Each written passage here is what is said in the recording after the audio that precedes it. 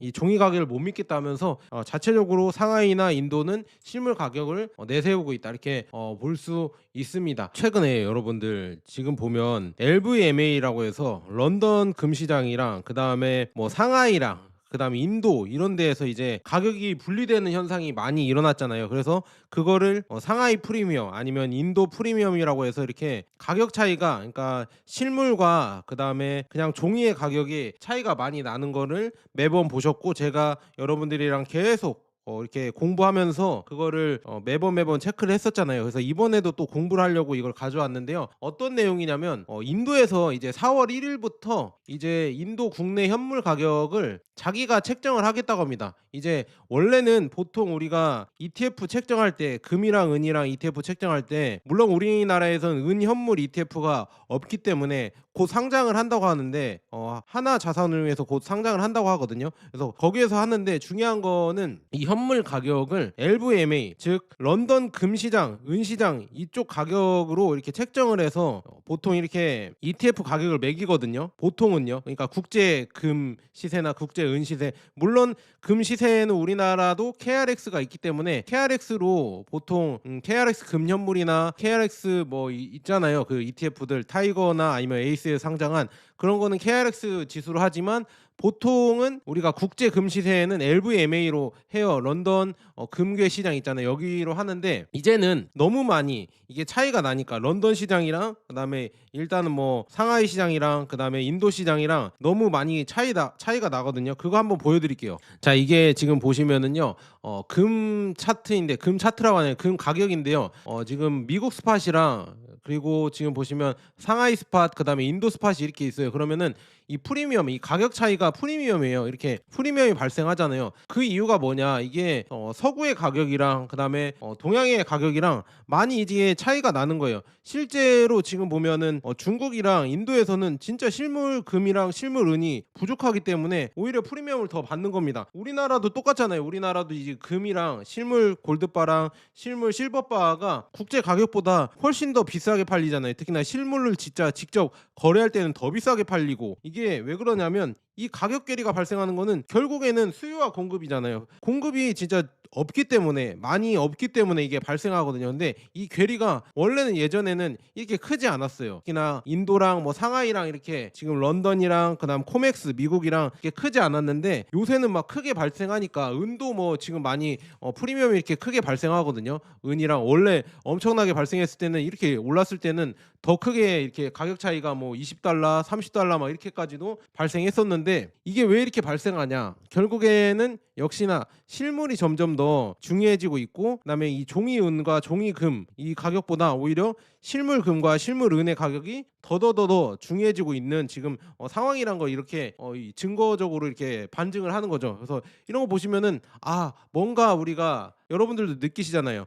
이거 왜 가격이 왜 이렇게 차이가 나요? 이렇게 물어보시면 당연히 차이가 나죠. 왜냐? 실물금을 실제로 반영하는 시장이랑 아니면 그냥 종이금으로만 이렇게 거래하는 시장이랑 당연히 차이 날 수밖에 없습니다. 왜냐? 실제 없으니까 나는 써야 돼. 나는 이 은으로 보통 여러분 이거 태양광이나 뭐 다들 얘기하잖아요. 태양광이나 AI 데이터 센터 그다음에 뭐 전기차 그리고 뭐 이런 거 배터리 이런 거를 은으로 만든다고 하잖아요. 최첨단 장비들이랑. 근데 실제로 써야 되는데 뭐 가격은 뭐 런던에서는 뭐 $80래. 근데 $80로 구하려고 하면 뭐 중국이랑 인도에서는 없어. 그러면 더 이렇게 프리미엄을 얹어 줘야겠죠. 그런 겁니다. 그만큼 실물의 이 가격 괴리가 발생하는 거는 결국에는 실물이 점점 더 중요해지고 실물을 직접 쓰려고 하면은 실물이 없기 때문에 이 종이로만 많이 팔다가 이게 가격 괴리가 발생하면 결국에는 실물이 점점 중요해지는 시장으로 가지 않을까. 그래서 지금 제가 설명이 좀 어렵게 길어졌는데요. 결국에는 인도도 그렇기 때문에 자국 시장에 이 실물 가격을 반영하겠다. 이렇게 4월 1일부터 이거를 지금 이렇게 얘기한 거고요. 이걸 아예 규제 법안으로 이렇게 나왔습니다. 그래서 좀 읽어 드릴게요. 자, 어떻게 변했냐? 지금 보면 인도 금은 시장에서 세 가지 굵직한 규제 변화가 연달아 발표되었는데요. 지금 첫째 뮤추얼 펀드 뭐 금은 ETF 포함을 해서 금은 보유분의 평가가 이제는 런던 LVMA 고정 가격에서 인도 증권 그다음에 상품 거래소 스팟 가격으로 전면 전환했다. 우리의 뭐 KRX 가격이랑 뭐 비슷하다고 보시면 되겠죠. 인도에 뭐 KRX 가격이 있겠죠. 그래서 그렇게 한다는 거고요. 둘째는 26년 4월 1일부터 뭐 주얼리 코인 뭐 은을 대출 담보로 인정하는 중앙은행 RBI 규정을 도입해서 은을 사실상 부분적 통화로 승격시켰다. 야, 이제도 은도 이제 기준 통화 있잖아요. 이걸로 이제 승격을 시켰고, 그다음에 셋째는 뭐냐? 주식시험 펀드가 코어 주식 비중을 충족한 이후 남은 자산을 최대 35%까지 금과 은 상품 및 인프라 투자 신탁을 투자할 수 있도록 허용했다.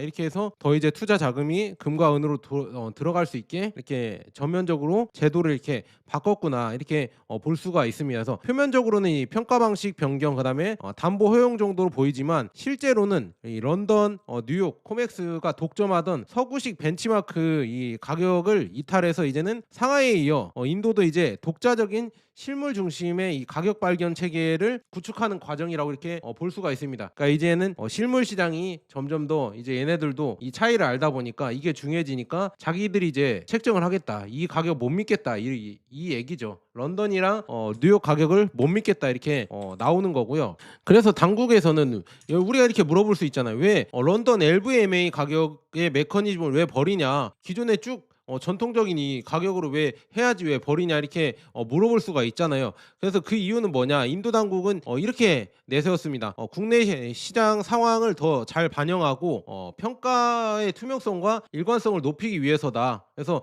그 안에는 더 깊은 의도가 섞여 있다고 하거든요. 첫 번째는 뭐냐면 국내 실물 수급을 직접 반영하려는 의도다. 아까 말씀드렸다시피 실물 수요를 진짜 반영을 해야 돼요. 그래서 인도는 세계 최대 금 수입국이자 최대 은 소비국으로 지금 국내 현물 시장과 MCX와 같은 파생 시장에 실제 실물 인도 수요가 크게 쌓여 있습니다. 이게 거래가 많이 된다, 이런 얘기죠. 그다음에 그런데 이제 펀드, ETF, NAV 상정, 그러니까 기준가 산정은 런던 LV 고정가를 가져와서 각종 조정을 거치다 보니까 이게 안 맞는 거예요. 그래서 인도 투자자가 실제로 체감하는 국내 가격과 괴리가 생기는 게 많다. 우리도 김치 프리미엄이라고 해서 이런 거 발생하잖아요. 여러분들 이해하시죠? 그래서 그런 게 크게 발생하는 거니까 이게 좀 의문이 많이 갔다, 이런 거고요. 그래서 인도 증권협회는 뮤추얼 펀드 금은 평가 기준의 구조적 변화를 꾀했습니다. 그래서 이렇게 바꾼 겁니다. 그래서 기존 LVMA 고정 가격을 버리고 이렇게 지금 구조적인 변화를 이렇게 취했고요. 그다음에 두 번째로 뭐냐면 서구의 벤치마크 이 신뢰 저하와 정치 지정학적 고려가 이렇게 커지고 있다. 이번에 지금 이란 전쟁이 일어나고 있죠. 그 후로 이제 진짜 엄청난 변화가 일어날 것 같은데, 그것도 제가 해석을 해드리는데 금과 은 투자자들이 많이 보셨으면 좋겠는데 오히려 뭐 정치적인 이렇게 보시는 분들이 많이 보시더라고요. 근데 중요한 거는 그게 아니거든요. 우리가 금과 은을 투자하고 있으면 뭐 좌파냐 우파냐 이게 중요한 게 아니라 이 금 가격이 오를까, 앞으로 이제 기축통화의 패권이 어떻게 바뀔까, 페트로달러는 어떻게 바뀔까, 이게 더 중요한데 이걸 집중해서 봐야 되는데, 그래서 알고리즘이 좀 이상한지 모르겠지만 뭐 저보고 막 그 이란과 뭐 중국 뭐 러시아를 응원하냐 이렇게 하는 게 응원하는 게 아니죠. 그리고 솔직한 마음으로 여러분들 금에 투자하시고 계신 분들은 브릭스 쪽에 이 다극화 체제가 이렇게 되면서 근본이제로 가는 걸 더 좋아하지 않으신가요? 저는 뭐 그렇게 보시는데, 뭐 동의를 안 하시면 뭐 할 말 없겠지만 우리가 이렇게 공부를 했을 때 지금 이란 전쟁과 이 지정학적 이 고려가 엄청나게 크거든요, 이 변화가. 그것도 제가 계속 해석해 주고 있으니까요. 이전 영상들 여러분들 보실 수 있을 때 한 번씩 봐주시면 좋을 것 같습니다. 그래서 정치적으로 보지 마시고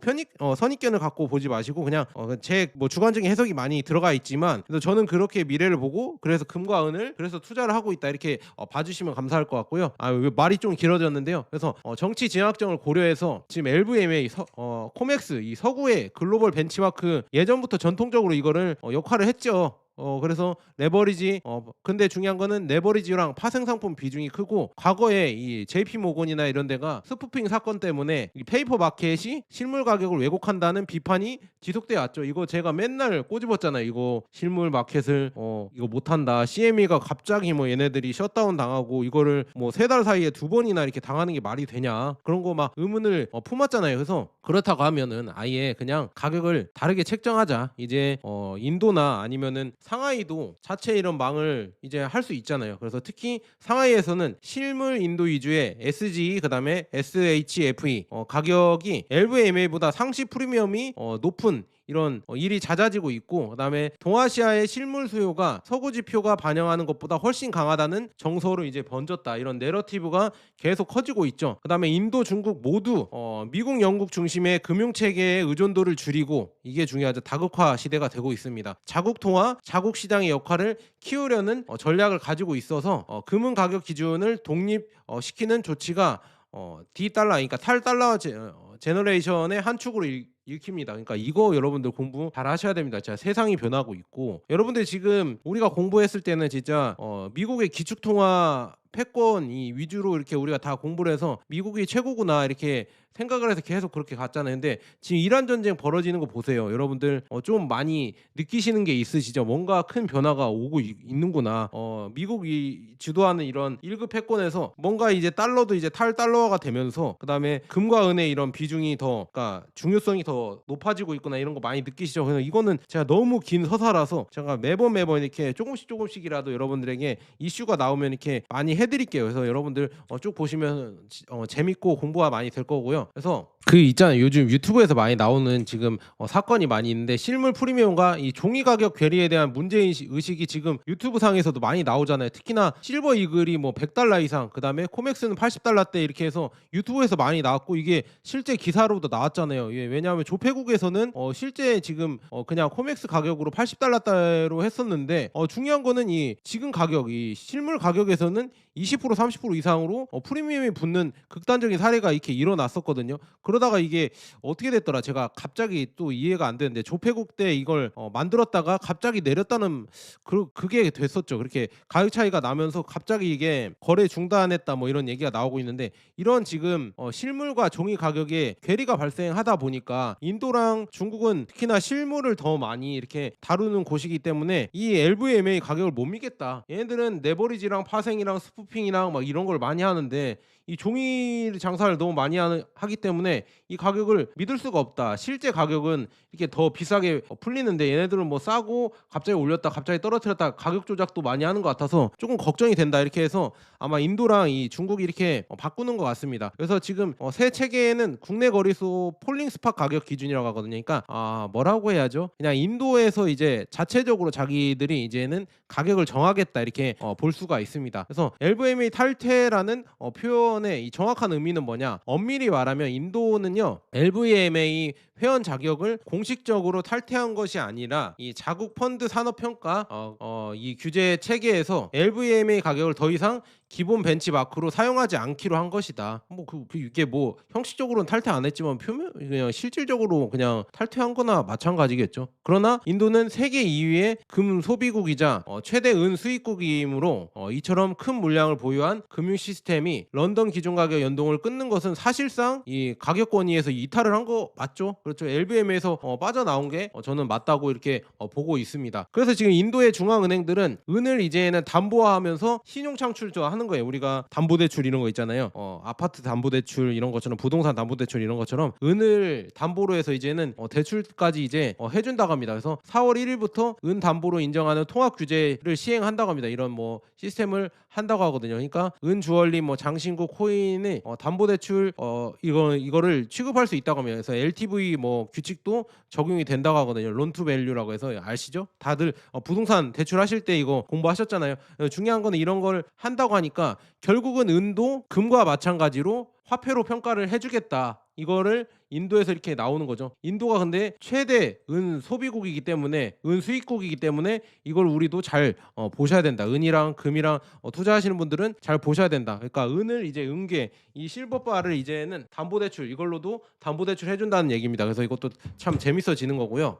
그러니까 이게 이 의미가 뭐냐면요, 이제 준통화 자산으로 이제 은이 될 거다. 근데 은을 보면은요, 지금 뭐 이런 농촌이나 저소득층도 은을 많이 이렇게 갖고 있다고 합니다. 그래서 이걸로 이제 신용 창출을 해서 돈을 빌려주고 이렇게 해서 소비가 더 돌게 이렇게 하는 거겠죠. 우리가 소비 쿠폰 뿌리는 것처럼 여기에서 이제 은을 갖고 이제 은을 담보대출 해주면서 돈을 더 쓸 수 있게 이렇게 신용 창출을 해주면서 뭔가 이렇게 경제를 돌린다는 얘기죠. 그래서 은을 실질적인 담보통화로 인정하는 조치이다. 그럼 은의 가치가 이제 갖고 있는 게 이제 은 많을 거 아니에요. 그러면 은의 가치가 더 올라갈 수 있겠죠. 그래서 은이 이제는 진짜 통화로 쓰이는구나. 특히 어디에서? 인도에서 이렇게 법적으로 이제 4월 1일부터 쓰일 수가 있구나 이렇게 볼 수 있고요. 그래서 금담보대출과 비교하면은요, 원래 인도는 이 금담보대출을 작년부터 이렇게 지정을 하고 대출을 해주면서 이렇게 했었잖아요. 그런데 뭐 은은 이제 금보다 이제 론투밸류라고 해서 이런 가치 비율이나 이거를 금보다는 좀 아주 보수적으로 하긴 할 테지만 그래도 이제 담보 자산으로 이제 은행에서 해준다는 얘기죠. 그러면 이것도 은도 이제는 더 많이 이렇게 유통될 수 있고 더 많이 거래가 될 수 있겠구나 이거를 볼 수가 있습니다. 그 다음에 이제 인도 증권거래소에서 이제 2월 말부터 발표한 이 펀드 거래 있잖아요. 이거에서 35% 최대 잔여 비중이 35%까지 금과 은 자산을 투자할 수 있게 허용을 하면은요, 결국에는 이제 이쪽으로도 이제 우리가 요즘 뭐 국장이 많이 올라서 ETF 자금들이 국내 증시로 많이 들어와서 이 ETF 시장이 엄청 커지고 있잖아요. 그래서 저도 이렇게 좋아지고 있는데 ETF 시장이 커지면서 저의 입지도 점점 커지고 있어서 좋긴 하거든요. 그래서 제가 ETF도 이제 여러분들 리뷰해 주니까 많이 봐주세요. 제가 금이랑 은도 하고 ETF도 전문적으로 이렇게 하고 있으니까 여러분들 많이 봐주면 좋을 것 같고요. 그래서 이렇게 지금 금과 은 ETF에 이렇게 자금이 많이 들어오면은 결국에 이 시장도 커질 수밖에 없겠죠. 커지면 뭐가 좋냐? 금과 은 가격이 오르겠죠. 가치가 올라가고 이제 사람들이 이것도 투자 상품이구나, 아니 이제 돈이구나, 이거를 느낄 수가 있겠죠. 그래서 더 이렇게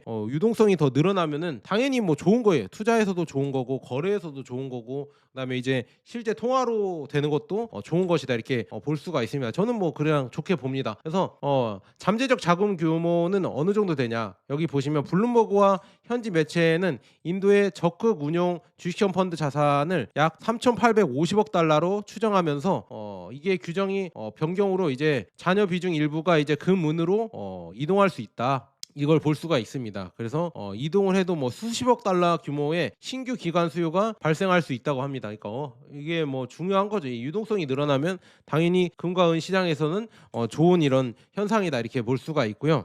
자, 그래서 중요한 거는 이제는 서방의 종이금 시장에서 이제는 동양, 인도와 중국의 실물 금은 시장으로 뭔가 힘이 넘어오고 있다는 걸 느낄 수가 있죠. 그래서 인도도 이제 실물 귀금속의 거대한 소비 축이잖아요. 특히나 24년 기준으로 해서 세계 2위의 금 소비국으로 연간 소비량이 800톤을 상회하고 전체 글로벌 소비의 4분의 1을 차지하는 걸로 추정이 된다고 합니다. 인도의 뭐 14억 인구죠. 16억 인구가 워낙 많기 때문에. 그리고 공급의 80% 이상이 수입에 의존하며 24년 25년 금 수입액은 약 500억에서 600억 달러 수준에 이르고 있다고 합니다. 그래서 은의 경우에는 25년 인도는 정제은 최대 수입국으로 되었고, 그다음에 25년 한 해 동안만 약 92억 달러어치의 은을 수입한 것으로 추정이 된다. 그래서 이는 글로벌 정제은 무역의 5분의 1 이상이 인도가 흡수했다는 얘기다. 야, 역시 사이즈가 크니까 진짜 엄청나다. 가격 수급 측면에서 마진을 결정하는 수요자로 부상했다.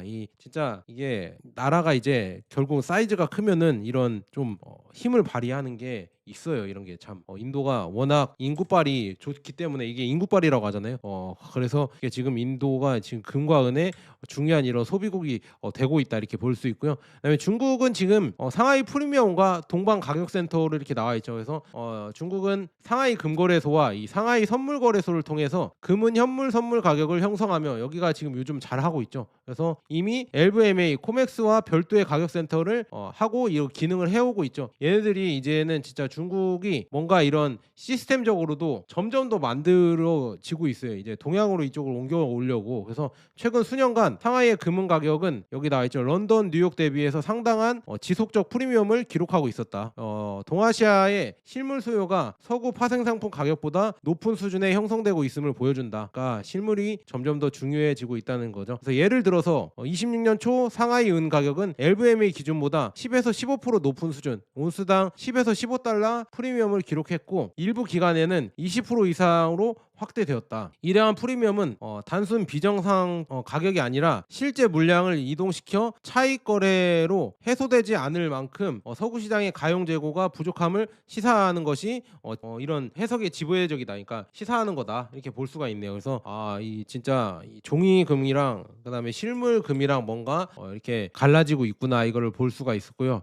인도의 탈 런던이 의미하는 바는 뭐냐 이렇게 물어보시면요, 상하이가 이미 독자적인 가격 센터로 자리 잡은 상황에서 인도까지 이제는 이 LVMH 가격 의존을 줄이고 국내 현물 중심 가격으로 전환하면서 이 금은 시장의 가격 권위가 이제는 런던과 뉴욕에서 이제 상하이와 뭄바이로 이제 전적으로 이동하는 지금 현상을 볼 수가 있다고 합니다. 특히나 금과 은, 그다음에 뮤추얼 펀드 평가 기준이 런던이 아니라 인도 현물 가격 기준이 되는 것은 인도 내 투자 자금이 서구의 종이 가격이 아닌 자국의 실물 가격에 맞춰서 움직이게 된다는 점이 이 구조적인 변화가 이렇게 발생하고 있다, 이렇게 볼 수가 있네요. 그래서 아까 이렇게 사례를 말씀드렸죠. 실물 괴리가 발생을 했었다. 실버 코인이랑 그다음에 바 가격이 코맥스랑 LVMH 스팟 가격보다 큰 프리미엄이 붙으면서 이렇게 거래되고 있었죠. 그래서 서구의 파생 시장과 실물 코인이랑 실물 바 가격이 괴리가 발생하는 현상이 뭐 코인에서도 이 미국 조폐국에서도 발생했었고요. 뭐 스팟 가격에서도 발생했었다, 이렇게 나와 있고요. 그다음에 상하이랑 인도의 프리미엄이 이 구조적으로 계속 이제는 훨씬 더 이 종이 가격보다 실물 가격이 높은 가격으로 계속 이렇게 나오고 있습니다. 특히나 이 보시면은 금과 은에서 이제 10% 이상의 벌어진 사례가 계속 발생하고 있고요. 그다음에 여기 나와 있죠. 중국 내의 부가가치세, 그다음에 수입관세, 물류비, 수급 불균형을 감안하더라도 실물 수요가 종이 가격보다 훨씬 높은 가격에 지불할 의사가 이렇게 프리미엄이 붙은 신호를 보여주고 있다. 그래서 이제 지금 이렇게 인도도 탈 런던을 그다음에 상하이도 탈 런던을 이렇게 얘기를 하는 거고요. 이게 중요한 거는 예전에 이 영국의 파운드, 여러분들 영국의 파운드와 그다음에 금 태환제도 있었잖아요. 금 준비법이라고 해서 미국에서도 지금 뭐 금이 온스당 20달러에서 35달러로 재평가하면서 이거를 금 태환제를 했었는데 결국에는 이게 다 빠그라졌잖아요. 빠그라졌으니까 이제는 또 한 번 이런 게 발생할 수 있겠죠. 그래서 이거를 믿을 수가 없다. 이 약속과 실제 현실은 다르다. 얘네들이 뭐 보장을 한다, 약속을 한다는데 계속 뭔가 의심이 되는 거잖아요. 그러니까 지금 이렇게 실제 실물 가격을 우리가 반영을 하자. LVMH랑 코맥스는 좀 못 믿겠다, 이렇게 나오는 거고요. 그래서 인도도 아까 이렇게 지금 진짜 실물 가격을 반영을 하겠다, 서구 가격은 이제는 참조만 하겠다, 이렇게 그래서 이렇게 이런 게 나오는 거고, 그다음에 역사적으로 이제 가격이 어떻게 될 것인가, 앞으로 이제 가격이 재평가되면은 금 가격은 어느 정도까지 오를 수 있을 것인가, 이런 것도 궁금하시잖아요. 그래서 역사 자료에 따르면 1934년 금 준비법 이후 미국의 공식 이 금 가격은 온스당 35달러로 재평가되었고 1971년 닉슨 쇼크를 통해 금 태환이 중단됐잖아요. 그래서 본격적으로 이제 금 가격이 상승을 했죠. 그래서 1980년 1월 금 가격이 일시적으로 온스당 850달러 수준으로 치솟았고 2011년에는 1870달러, 그다음에 2020년에는 2070달러까지 이렇게 고점을 높여왔다.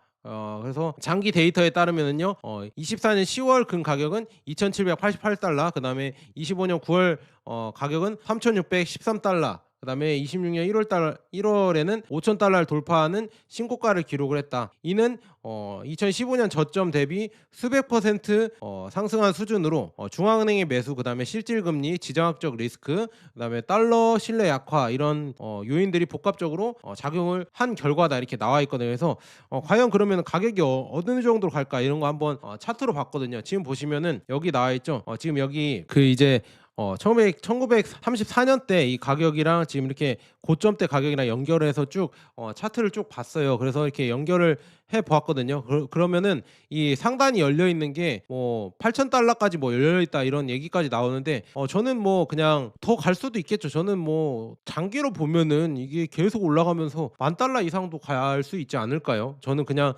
최대한 길게 보시면은 그렇게까지도 갈 수 있지 않을까. 근데 이게 어떻게 될지 몰라요. 제가 말씀드렸잖아요. 이란 전쟁이 벌어지고 있고, 그다음에 지정학적 지금 변화가 엄청 빠르게 진행되고 있어요. 그래서 이 가격은 어떻게 될지 모릅니다. 그리고 이 지금 이란 지금 호르무즈에 이렇게 봉쇄를 하고 유가가 지금 고유가로 가면서 나중에는 진짜 이게 잘못되면 경제 대공황이 다시 올 수도 있어요. 예전에 100년 전에 1929년에 경제 대공황이 왔었잖아요. 거의 이제 100년이죠. 100년 주기가 됐죠. 거의 올 때가 됐잖아요. 그러니까 무서운 거예요, 여러분들. 미리 준비를 하셔야 될 수도 있다. 무슨 말인지 아시겠죠? 물가 폭등이 올 수 있고 그러면서 이제 대공황이 올 수도 있으니까, 물론 이거는 좀 겁이긴 하거든요. 근데 대공황 온다고 죽지 않아요, 여러분들. 열심히 일하면 되고요. 물론 뭐 주식이나 금이나 아니면 다른 뭐 현물 다른 이런 가치들이 엄청 폭락할 수도 있어서 무섭긴 하지만 그렇다고 나라가 그러니까 그렇다고 지구가 멸망하는 건 아니다. 경제는 좀 나락을 갈 수 있어도 지구가 멸망하는 건 아니니까 우리가 죽는 건 아니니까 그러니까 그 지금 그때도 열심히 일하면은 다시 또 이제 기회가 있고 그때 이제 금과 은을 여러분들이 많이 들고 계시면은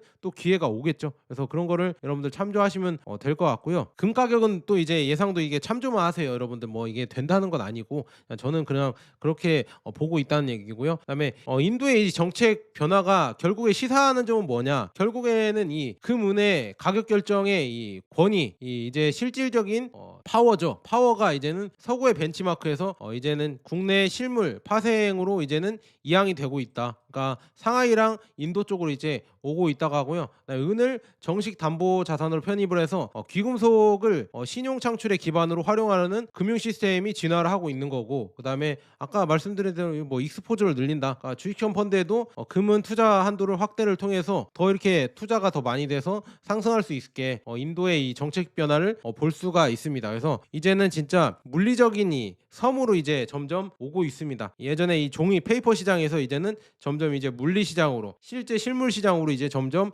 이 힘이 넘어오고 있고, 아니면 이제 뭐라고 해야죠? 이게 이 끈이 이제는 끊어지고 있습니다. 이제 못 믿겠다. 이 종이 가격을 못 믿겠다 하면서 자체적으로 상하이나 인도는 실물 가격을 내세우고 있다, 이렇게 볼 수 있습니다. 중요한 거는 이제 우리가 투자의 관점으로 봤을 때는 인도와 중국이 이제는 실물 수요 중심으로 이제 국가들이 가격 권력의 이 일부를 가져오고 있다는 점을 봤을 때 역시나 이제 실물이 중요해지고 있구나, 이거를 여러분들 잘 느끼시면 좋을 것 같고요. 그래서 여러분들이 지금 뭐 ETF나 아니면은 뭐 광산 주식, 그다음에 로열티 주식 뭐 이런 거 여러 가지, 그다음에 레버리지도 하시는 분들 있잖아요. 근데 중요한 거는 다 뭐 레버리지랑 단기 변동성의 과도한 베팅은 저는 피했으면 좋겠습니다. 그래서 이제는 실물 중심의 이 포트폴리오도 여러분들 구축하셨으면 좋겠습니다. 그래서 실물도 여러분들 ETF도 저는 뭐 ETF도 투자하는 거 괜찮다고 생각해요. 현물 ETF로. 그래서 ETF로도 괜찮은 것 같지만 그래도 실물도 여러분들 있잖아요. 골드바랑 실버바도 이거 갖고 계시면 진짜 좋거든요. 그래서 혹시나 관심 있으시면 제 것도 제품 보기란 있거든요. 영상 왼쪽 하단에 제품 보기란 있으니까 이거 클릭해 주시면은 링크 타고 들어가시면은 실버바랑 골드바 보실 수 있고요. 아니면은 뭐 그 링크 타로 들어가셔서 쿠팡에서 여러분들 뭐 사실 거 있으면은 존 버나드 좀 도와주자 이렇게 생각하시면은 뭐 음료수나 아니면은 뭐 여러분들 먹으실 거 뭐 있잖아요. 뭐 옷이나 생필품이나 어떤 분은 뭐 냉장고도 이렇게 사시더라고요. 그래서 그런 거 사시면은 제가 조금 도움이 되니까 이렇게 한 번씩 부탁드리고요. 그래서 오늘 쭉 요약을 해드리자면 결국에는 진짜 실물 가격이 중요해지고 있구나. 이 인도를 봤을 때 인도가 엄청나게 큰 시장이잖아요. 세계 2위의 금과 은 소비국이기 때문에 이런 걸 봤을 때 정말 이제 실물의 이런 가격 파워가 점점 커지고 있구나. 이제 종이의 가격은 점점 쇠퇴하고 있구나. 그래서 이 변화를 여러분들 느끼셔야 돼요. 그리고 큰 세계의 흐름의 변화를 여러분들 존 버나드 유튜브를 통해서 한번 느끼셨으면 좋겠습니다. 자, 여기까지 존 버나드였습니다. 여러분 구독과 좋아요, 알람 설정 꼭꼭꼭꼭 부탁드립니다. 감사합니다.